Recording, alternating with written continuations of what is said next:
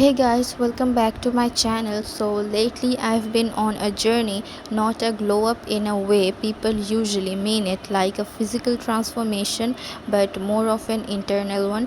I've been working on becoming unbothered.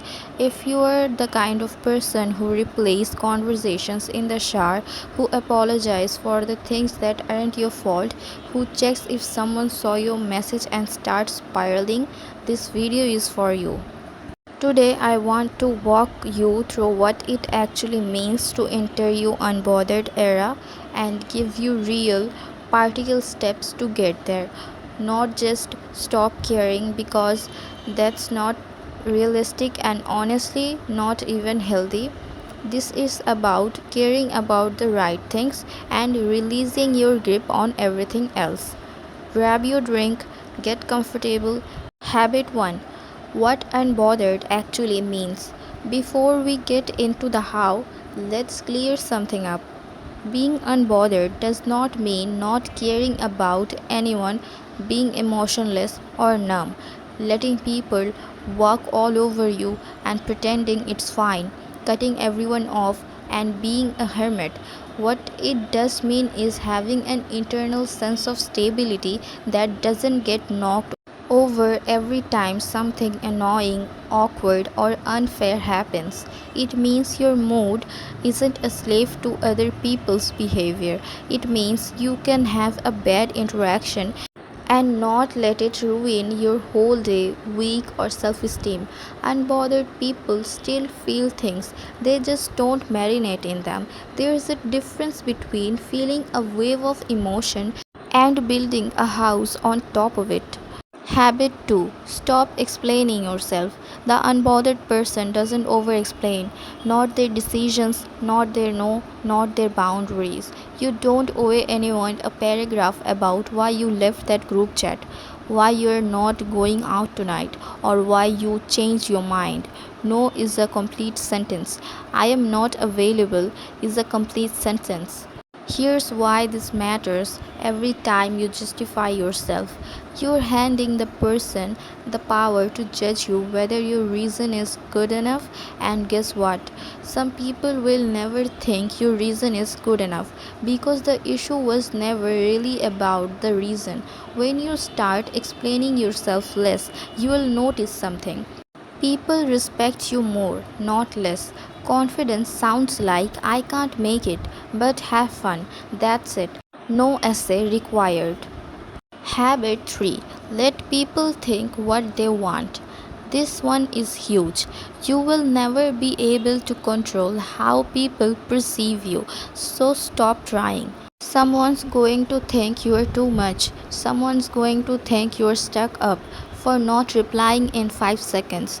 Someone's going to have an opinion about your life choices, your relationship, your career, your face, whatever. And here's the thing: that's allowed. People are allowed to think things about you. You are allowed to not care.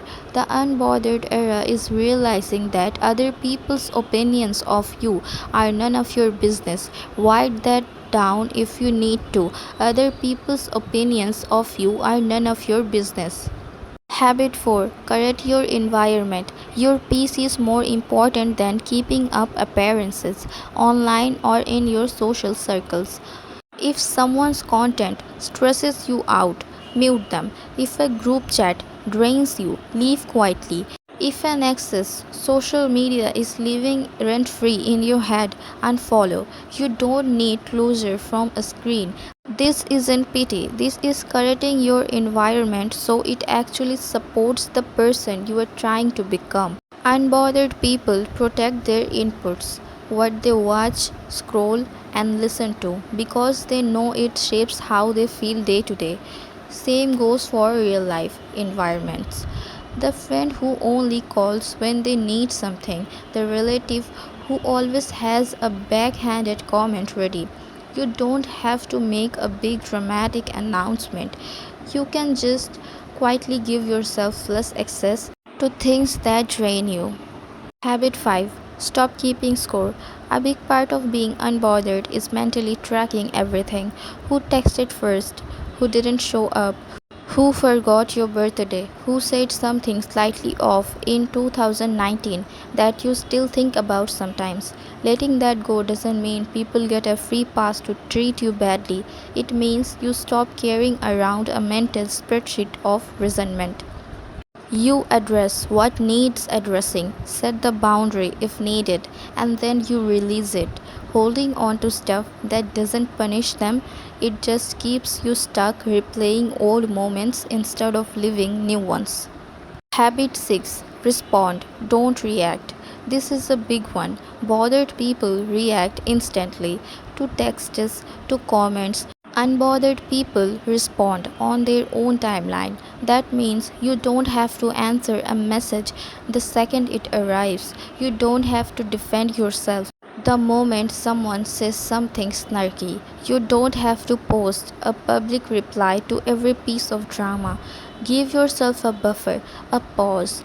Even just 20 seconds before you respond to something that triggered you can completely change the outcome.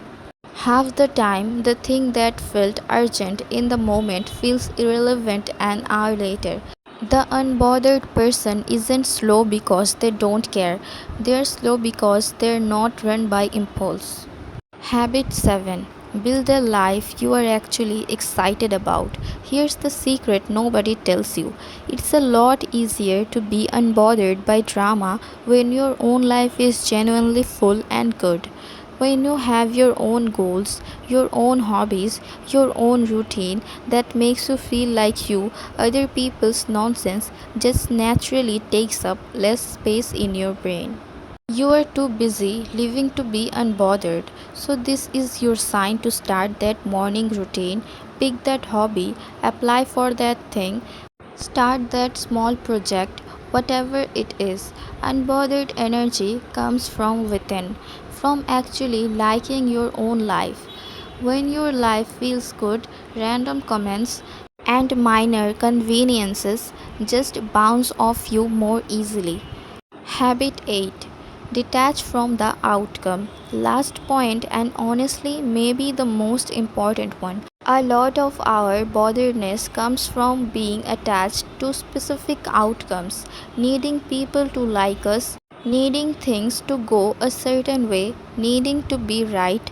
The unbothered era is about doing your best, being kind, showing up as yourself, and then letting go of how it lands. You can't control whether someone likes you. You can't control whether an opportunity works out. You can only control your effort and your integrity. When you detach from the outcome, rejection stings less, criticism lands softer, and you stop performing for an audience that was never really watching you that closely anyway. So that's it for today's video. Entering your unbothered era is about not over explaining yourself, letting people think what they want, correcting your environment, dropping the mental scorecard, responding instead of reacting, building a life you actually enjoy, and detaching from outcomes you can't control. None of this happens overnight. It's a practice, not a switch you flip. But honestly, even picking one of these to focus on this week will change how your days feel. Let me know in the comments which point hit hardest for you. If you enjoyed this, give it a like, subscribe if you're new, and I'll see you in the next one. Bye.